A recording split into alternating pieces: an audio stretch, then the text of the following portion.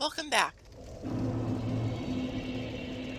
Today we're actually going to explore the new area, Brightstone Cove, Tseldora.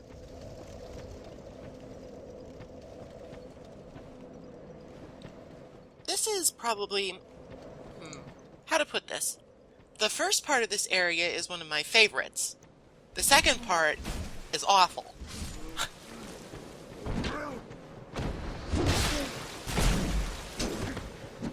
Now, the first part of this area is actually fairly easy.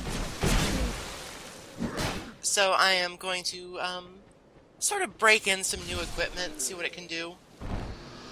We're using the fully powered up Santia's spear. Or, well, no, that's not quite right. I haven't fully upgraded it. We're using the unburdened Santia's spear, which is both a spear, a halberd, and a twin blade.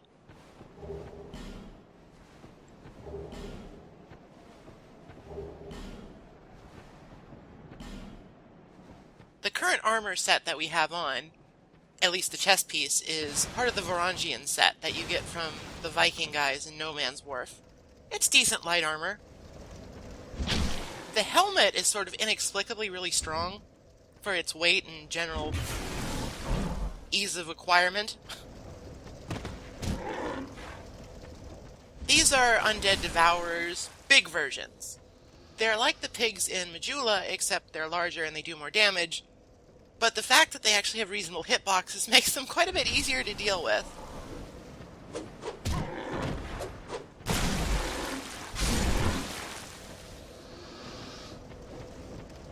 These hollowed out peasants are not really unique enemies, but they do wear unique armor, the peasant set, and they wield weapons that are enchanted with darkness, so it's in your best interest to avoid their attacks and not block them, because it's actually a lot of dark damage.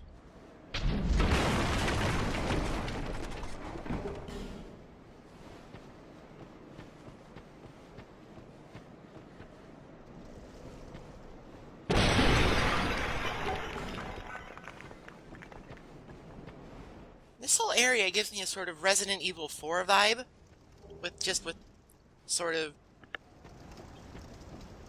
once normal little town ruined by some terrible affliction. Crazy peasants. It's mostly those two things. I'm pretty sure there aren't any chainsaws in this universe. Maybe in Bloodborne.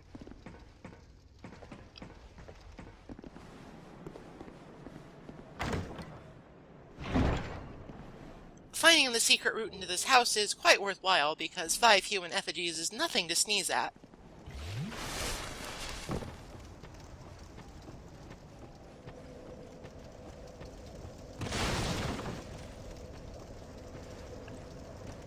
Since we've sort of gotten a bit of a windfall of those, I'm going to go ahead and use one. In this tent is Benhart of Jugo's summoning sign. We met him way back at the beginning of the game, but it hasn't been until now that he's actually been available to help us out. Now, I would like to just go ahead and summon him and blaze through the rest of the area, but I have tried that before, and I have run into some problems with this cliff. The less said about that, the better.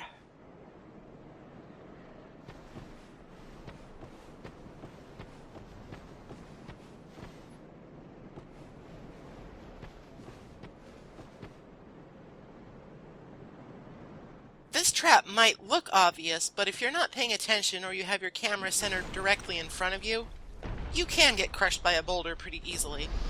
So just keep your eyes open for stuff like that.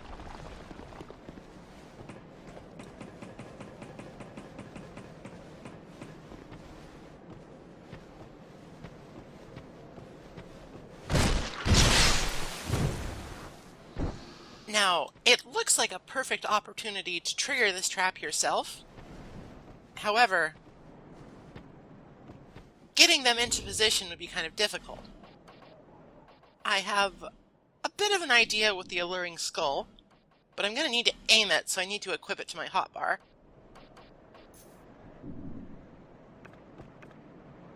Alright, this should do. They're not interested in skulls.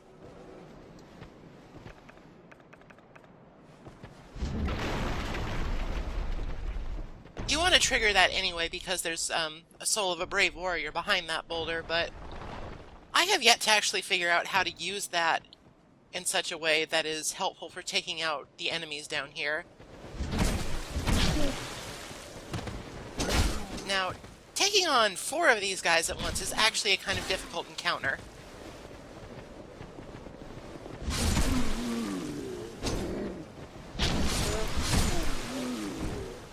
Fortunately, it's an encounter that the Santier Spear is fairly well equipped for. Players using shorter weapons like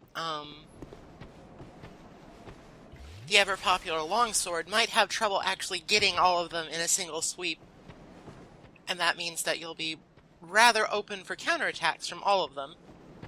It's just you need to manage your space and your attacks fairly well. Maybe switch temporarily to a larger weapon so you can more effectively deal with them at the same time.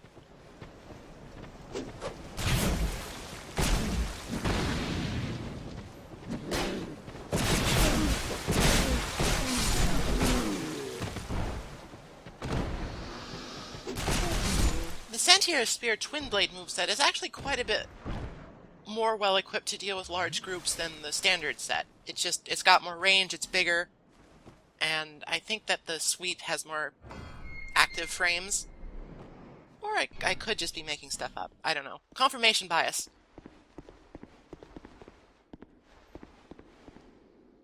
Ah. Alright, just a warning. If you are arachnophobic or are otherwise just repulsed by spiders, now might be a good time to switch over to look at something else while I talk. It's time for the obligatory giant spider dungeon.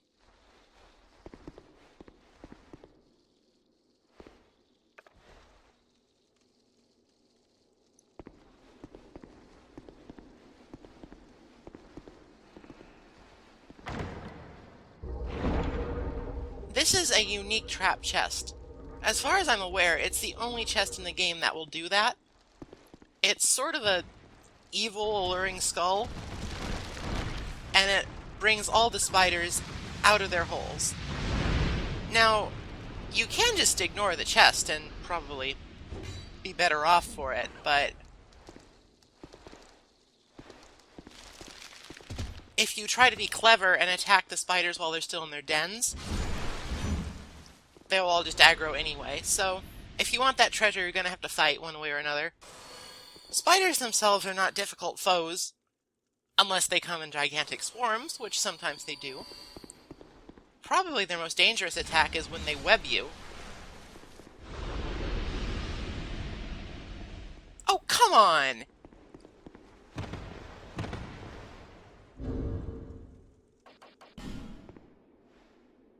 Nothing to do about it. We'll just have to move on.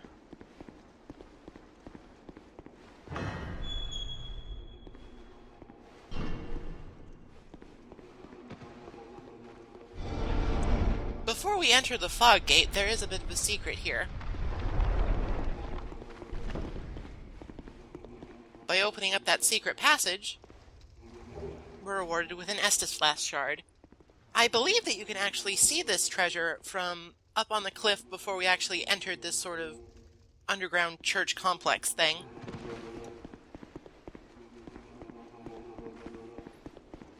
So it does give you at least an inkling of where it might be, even if it's still kind of obtuse.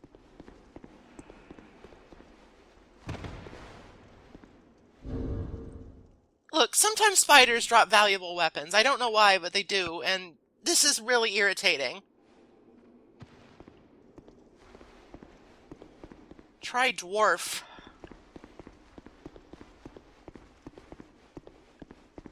So, before we take on the boss, I'm going to go ahead and trek back.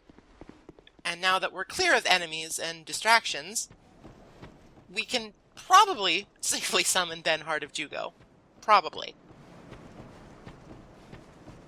I understand that Summon AI was even worse at launch. But I'm just going to count myself lucky that Lucatiel didn't fall down any piers at No Man's Wharf, so we should be okay. We just have to find the right tent.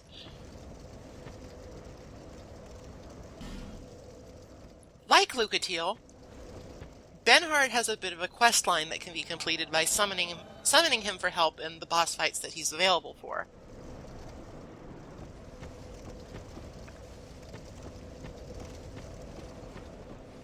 You need to complete 3 with him alive, although there is a certain aspect of this quest that makes that sort of odd. I hate pigs, okay?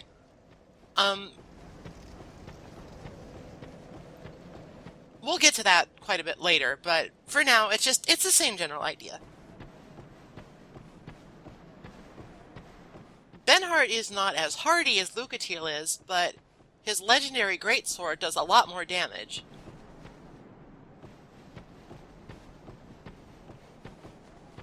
And that's not to say that Benhard can't take a hit. Pretty much all summoned NPCs are pretty capable of soaking quite a bit of damage. Most of them. Lone Hunter Schmidt is a little bit of a weakling.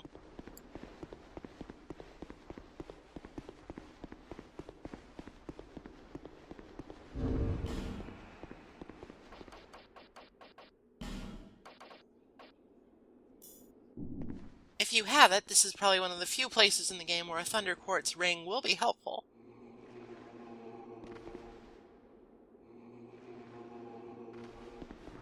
I hate jesters! Go away! This guy looks much more trustworthy. He's a friend of Van Garl. What could go wrong? He's also got a really big sword.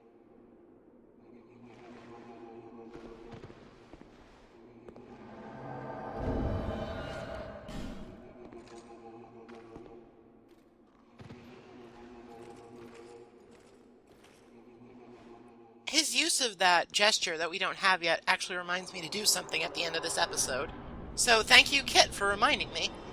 Alright, this boss, if you can even call it that, is the Prowling Magus and his congregation. It's basically just a bunch of normal enemies shoved together. And if you have help, you can completely bowl this fight over. And if you don't have help, you can completely bowl this fight over with a greatsword.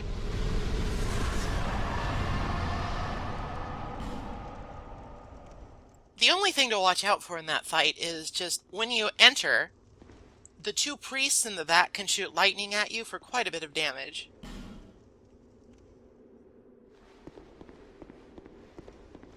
But once you close the distance and kill them, they're not a threat. And the Prowling Magus himself attacks with fairly weak dark moves. He'll occasionally do like an AoE blast thing that can knock you back. I think we saw that. But it's a really stupid, pointless fight, and you don't even get a soul for it. You just get a Titanite slab. Which is always appreciated, mind you.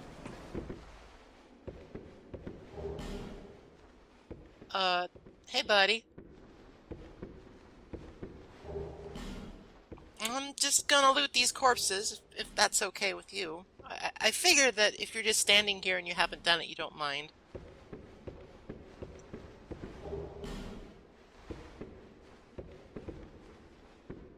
Something seems to be bothering you.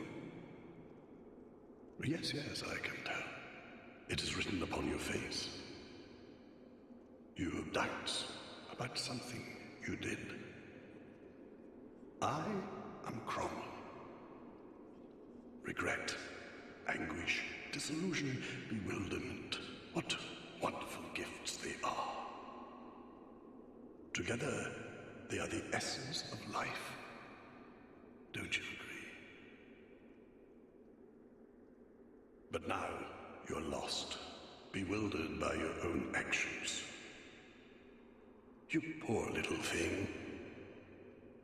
Yes, how tiny and frail are we? But if your heart is yet sincere, your sins will be forgiven. Now is the chance. Demonstrate your sincerity to me. Anyone can be forgiven as long as he is sincere. No matter how terrible the sin. Surely, we all deserve mercy. Yes. Anyone can. Surely. Well, Cromwell the Pardoner, proprietor of the Corpse Barn, is kind of a weirdo, but he offers a very valuable service, as well as some miracles. I'm going to go ahead and buy Perseverance. Perseverance will decrease the rate at which you are poisoned, bled, cursed, etc. And since I have enough faith to use it, why not? Aside from just selling things, Never forget our sins. Cromwell provides the service of pardoning, hence his title. So, pardoning is a service wherein if you make an NPC mad by, I don't know, hitting them over and over again like some sort of jackass, then they will no longer offer their services to you, and you're shit out of luck until you find Cromwell. Then you can spend some souls and get them not as mad at you, and you can use their services once more. Now, the farther you get into the game, the more it costs, because it's 1,000 times your current soul level. So, pardoning can cost an arm and a leg.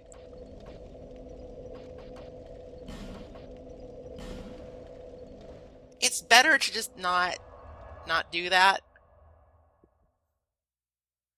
I believe that you can also... I'm actually not sure if you can absolve yourself of PvP-related sins like invasions. But generally speaking, you don't want to do that, because if you're PvPing, you want to be a sinner so that Blue Knights will invade you and you can fight more dudes.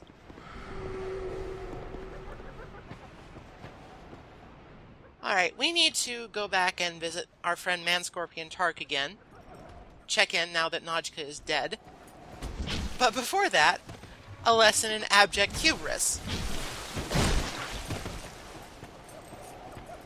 I sort of chumped on these lion guys before. However, a inopportunely placed wall gets me hemmed in and destroyed.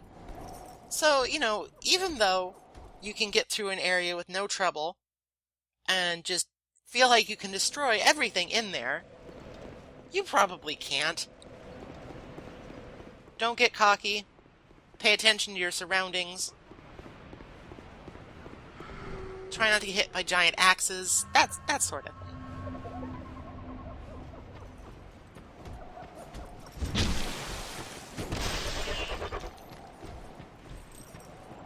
This time I make sure that I'm in the passageway before I start backing up, and things go quite a bit better for me.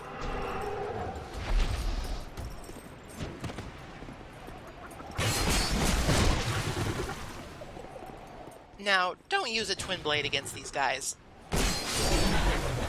It does a lot of damage, but they're basically impossible to stagger, so unless you kill them right then, you're pretty much guaranteed to take a counter hit, and it will probably do more to you than you did to them.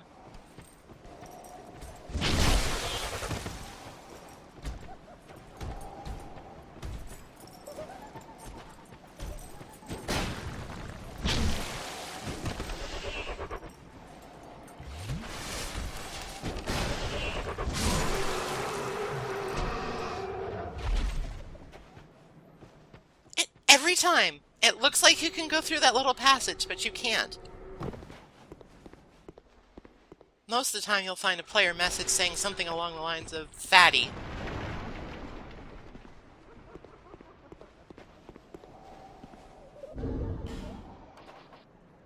We need to go ahead and re-equip our Ring of Whispers to talk with Tark.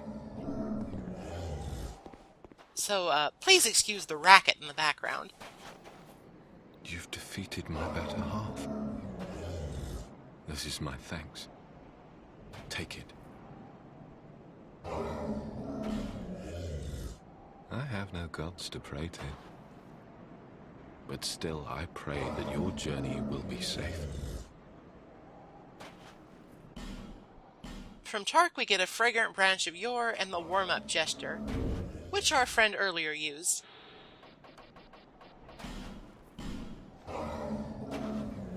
Let's get a good stretch, take a break, and then come back to it later. See you then.